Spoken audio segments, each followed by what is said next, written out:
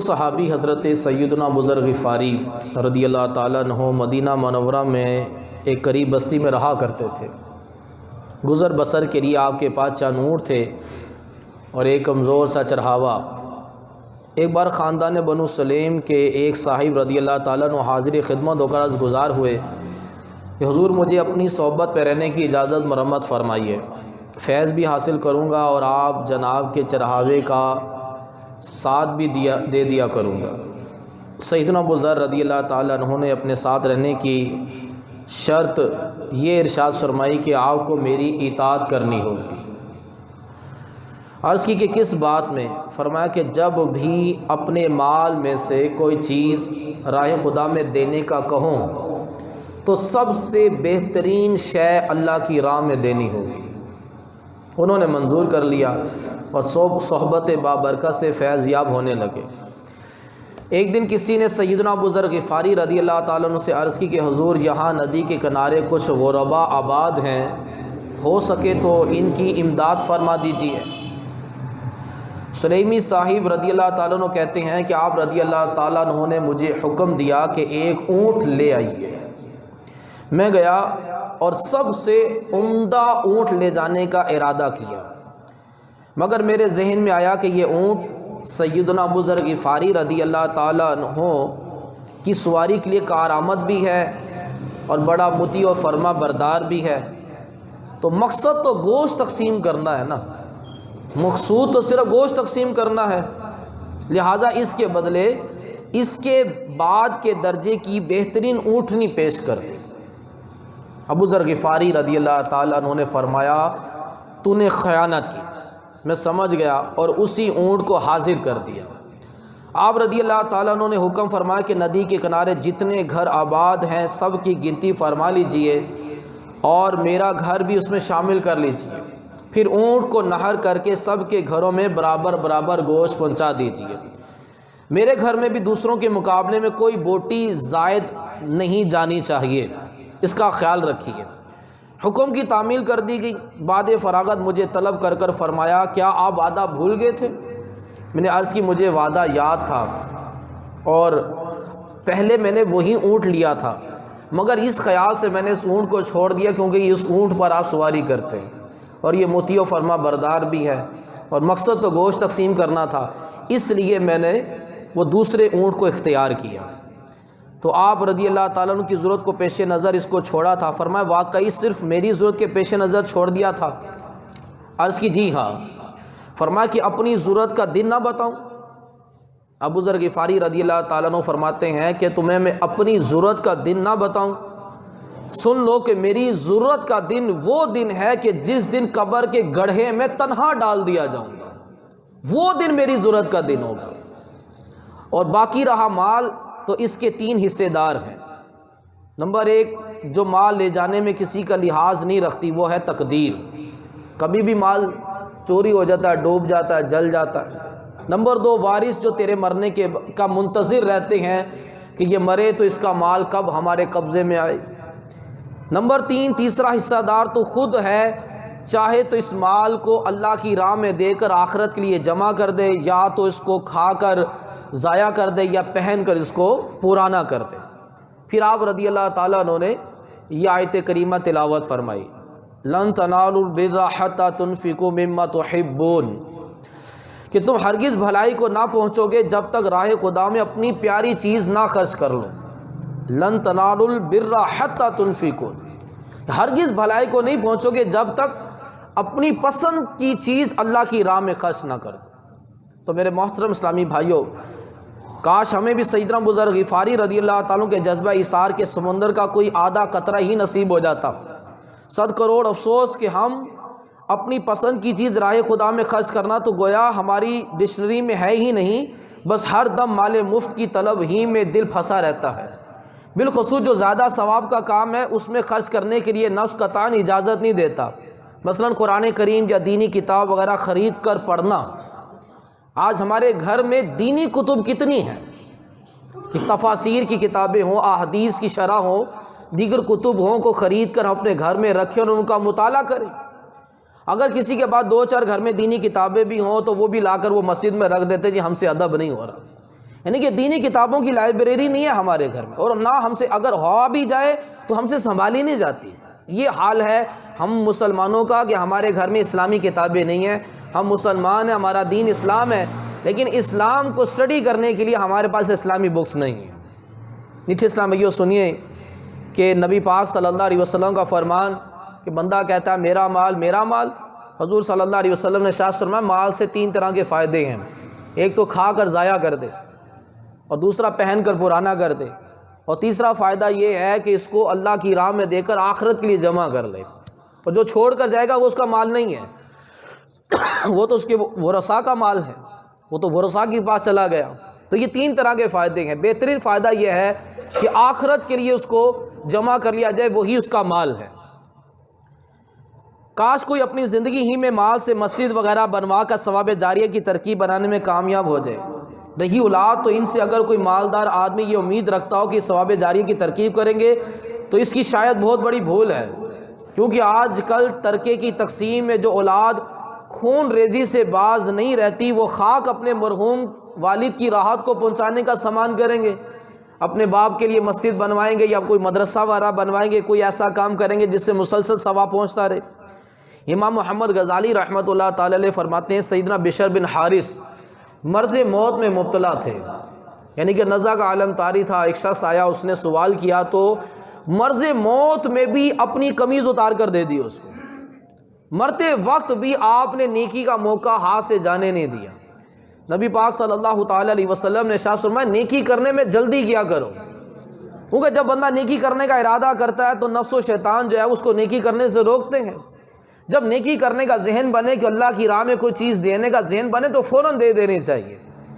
امام باقر رضی اللہ تعالیٰ عنہ نے اپنے لیے ایک نفیس سا کرتا تیار کیا ہے اور غسل خانے میں گئے کہ غسل کر کر یہ کرتا پہنوں، تو پھر خیال آیا کہ یہ کرتا بڑا نفیس ہے، مجھے بڑا پسند ہے، اور اللہ کا فرمان ہے کہ اپنی پسندیدہ چیز میری راہ میں خرچ کرو گے تو بھلائی کو پہنچو گے۔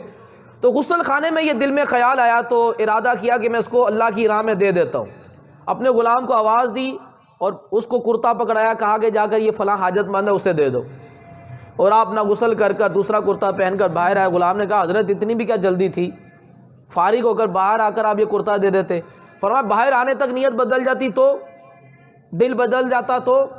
کہ نبی پاک صلی اللہ علیہ وسلم کا فرمان کہ نیکی کرنے میں جلدی کرنی چاہیے، جیسے ہی نیکی کرنے کا ذہن بنا فوراً کر ڈالو، کہ ایسا نہ ہو کہ نفس و شیطان کسی اور کام میں مشغول کر دے، یا دل بدل جائے، یا خود بندے کو کہہ دے کہ اس کی خود کو بڑی حاجت ہے۔ آج افسوس رائے خدا میں لوگ دیتے تو نہیں ہیں، تو بہت کچھ اگر دیتے بھی ہیں تو بڑی سوچ سمجھ کر دیں گے، بڑی تحقیق کر دیں گے، دھکے کھلا کر رلا کر بے دلی کے ساتھ، اور وہ بھی زکوٰۃ، وہ زکوٰۃ جو بندے کی مال کا میل ہوتا ہے۔ زکوٰۃ کیا ہے؟ بندے کی مال کا میل ہے، وہ بھی تھوڑی مقدار میں بہت بڑا احسان رکھ کر دیتے ہیں۔ ہم نے جس کو زکوٰۃ دی ہے ہم نے اس کے اوپر احسان نہیں کیا، جس نے ہم سے زکوٰۃ لے لی ہے اس نے ہمارے اوپر احسان کیا ہے، وہ ہمارا محسن ہے کہ اس نے ہمارے مال کی میل اٹھا لی ہے۔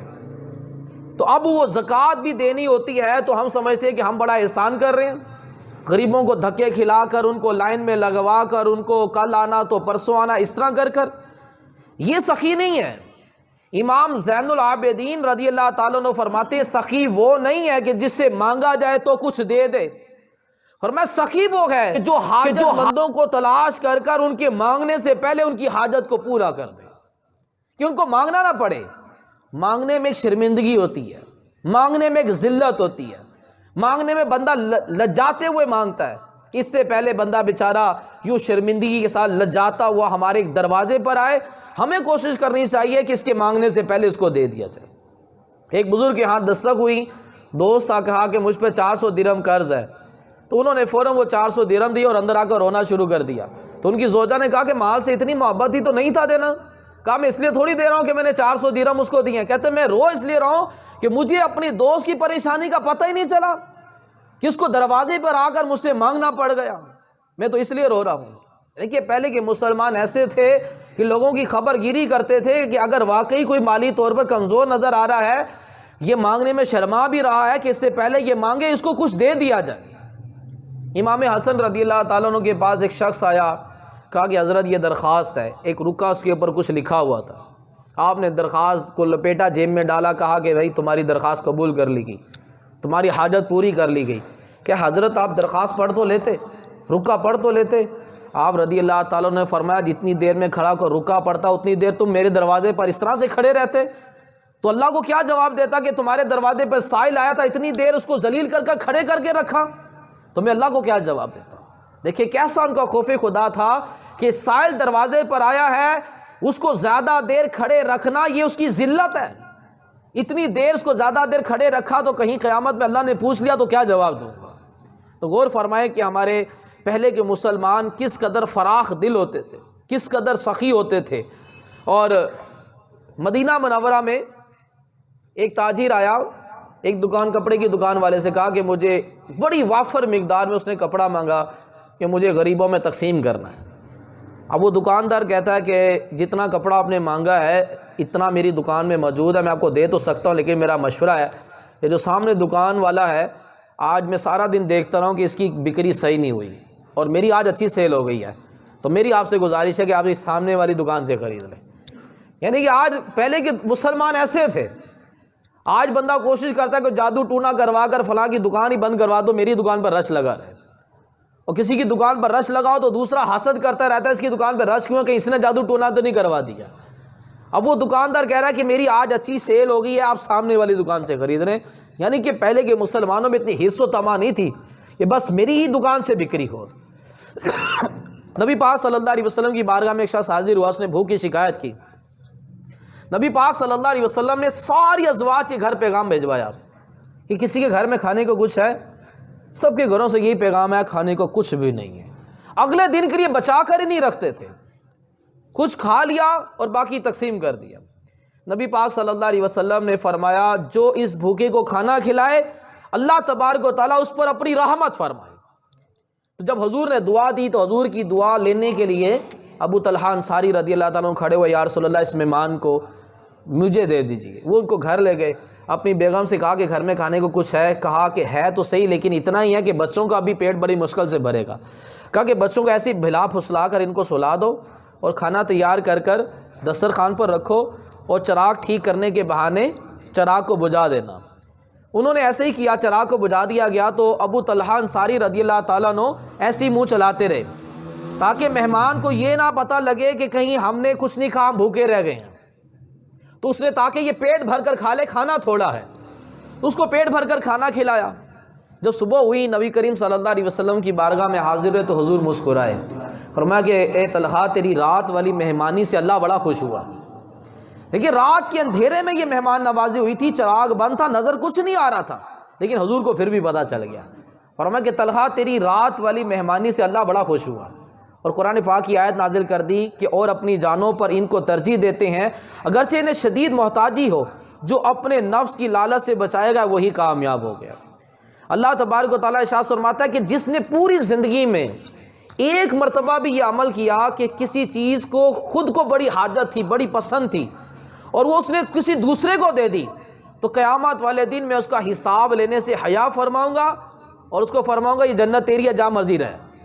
پوری زندگی میں ایک مرتبہ بھی یہ عمل کرے کہ اپنی پسند کی چیز، اپنی حاجت کی چیز کسی کو دے دے۔ نبی کریم صلی اللہ تعالیٰ علیہ وسلم کل کیا ہونے والا تھا، ہونے والا قیامت تک کیا ہونے والا سب جانتے۔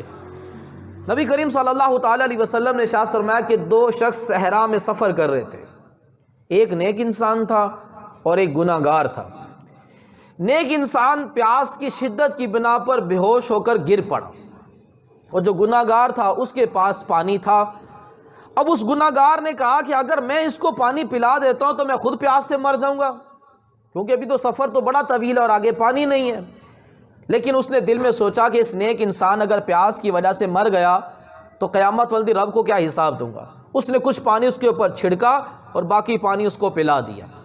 جب اس کا انتقال ہوا حضور نے فرمایا جب قیامت قائم ہو گئی، ابھی قیامت قائم ہونی ہے لیکن قیامت میں جو واقعہ پیش آنا حضور پہلے ہی بتا رہے ہیں، قیامت قائم ہوگی، اس گناہ گار پر جہنم واجب کر دی گئی، فرشتے اس کو گھسیٹ کر جہنم کی طرف لے جا رہے ہیں۔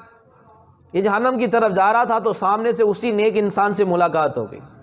تو اس گناہ گار نے اس نیک انسان سے کہا کہ تم نے مجھے پہچانا، میں نے فلاں ریگستان میں تمہیں پانی پلا کر تمہاری جان بچائی تھی؟ اس نے کہا ہاں میں نے تمہیں پہچان لیا ہے۔ تو اس نیک انسان نے فرشتوں سے کہا کہ تم رکو۔ اس نیک انسان نے اللہ تبارک و تعالیٰ کی بارگاہ میں عرض کی کہ باری تعالیٰ تو جانتا ہے کہ اس نے مجھ پر احسان کیا تھا، اس نے میری جان بچائی تھی، تو میں تیری بارگاہ میں گزارش کرتا ہوں کہ اس شخص کو میرے حوالے کر دے۔ اللہ تبارک و تعالیٰ ارشاد فرمائے گا کہ فرشتوں اس گناہ گار کو اس شخص کے حوالے کر دو۔ وہ شخص اس کے حوالے کر دیا جاتا تو نیک انسان اس کا ہاتھ پکڑ کر اس کو جنت میں لے جاتا ہے۔ تو دنیا میں کسی کے کام آ جانا، احسان کر دینا، لیکن احسان ایسا ہو کہ پھر احسان جتلایا نہ جائے، شکریہ کا طلبگار بھی نہ ہو، اس چیز کا بھی طلبگار بھی نہ ہو کہ میں جب کبھی اس سے ملوں تو میری عزت کرے، سلوٹ مارے مجھے کہ میں اس کی زندگی میں اس کے کام آیا ہوا ہوں۔ اگر ایسا احسان کسی پر کیا تو قیامت والے دن وہ انسان اس کے لیے جنت کی سفارش کرے گا کہ اللہ اس کو جنت میں داخل کر دیا جائے۔ نبی پاک صلی اللہ تعالیٰ علیہ وسلم نے ارشاد فرمایا کہ جو مسلمان کسی مسلمان کو بھوک میں کھانا کھلائے تو اللہ عز و جل بروز قیامت جنت کے پھل اس کو کھلائے گا۔ جو مسلمان کسی مسلمان کو پیاس کی حالت میں اس کو پانی پلائے، اللہ تعالیٰ قیامت والے دن اس کو نفیس قسم کی اس کو شراب پلائے گا۔ جو مسلمان کسی مسلمان کو لباس پہنائے، اللہ تبارک و تعالیٰ اس کو جنت کے لباس، سبز رنگ کا اس کو جنتی لباس اس کو پہنائے گا۔ جس چیز کو خود کو پسند ہو، حاجت ہو، وہ دوسرے کو دے دے تو اللہ تبارک و تعالیٰ اس کو بخش دیتا ہے، اس کی مغفرت فرما دیتا ہے۔ لیکن ہماری تو کوشش یہ ہوتی ہے کہ ہم تو حلق کا نوالا بھی چھین لیں، ہمارے پاس مال بڑھتا جائے، اگلا بندہ بالکل کنگال ہو جائے، جھوٹ بول کر، فراڈ کر کر، رشوتیں لے کر، سود کا مال لے کر ہم اپنے مسلمان بھائی کو کنگال کرنے کی کوشش میں لگے رہتے ہیں، اپنی تجوری بھر جائے، اگلا بندے کے ساتھ جو مرضی معاملہ ہوتا رہے۔ تو میرے محترم اسلام بھائیو، پہلے کے مسلمان کیسے زبردست مسلمان ہوتے تھے کہ گاہک آ رہا ہے دکان پر، کہہ رہے ہیں کہ سامنے والی دکان سے خرید لو۔ یہ مسلمانوں نے خالی کافروں کے پاس جا کر تبلیغ نہیں کی کہ آپ کلمہ پڑھ کر مسلمان ہو جاؤ، صرف اپنا کردار دکھایا ہے۔ وہ کردار ایسا ہوتا تھا کہ پورے کے پورے قبیلے، پورا کا پورا شہر، پورا کا پورا ملک جو ہے وہ دائرہ اسلام میں داخل ہو جایا کرتا تھا۔ یہ ملیشیا جو ملک آپ نے نام سنا ہوگا، 2 صحابی وہاں پر تجارت کرنے گئے تھے، ان کی تجارت، ان کا کردار، ان کا اخلاق، ان کی دیانت ایسی تھی، پورا ملک دائرہ اسلام میں داخل ہو گیا۔ اور آج وہ ملیشیا اسلامی ممالک کہلاتا ہے۔ صرف وہاں پہ کوئی تبلیغ نہیں ہوئی تھی، صرف کردار تھا، وہاں 2 صحابیوں کا کردار تھا۔ آج وہ اسلامی ملک کہلاتا ہے ملیشیا، جہاں تجارت کی بنا پر ہوئی تھی۔ تو ہمیں اپنے کردار میں بہتری لانی ہوگی، مسلمانوں کے کام آنا ہوگا، اسی میں ہماری جو ہے نا وہ بہتری اور کتنا بڑا ثواب کا خزانہ ہے، قیامت میں فائدہ ہے، اللہ جنت عطا فرما رہا ہے۔ اللہ تبارک و تعالیٰ فرما لن تنالوا البر حتی تنفقوا، کہ تم بھلائی کو نہیں پہنچ سکتے جب تک اپنی پسند کی چیز اللہ کی راہ میں نہ دو۔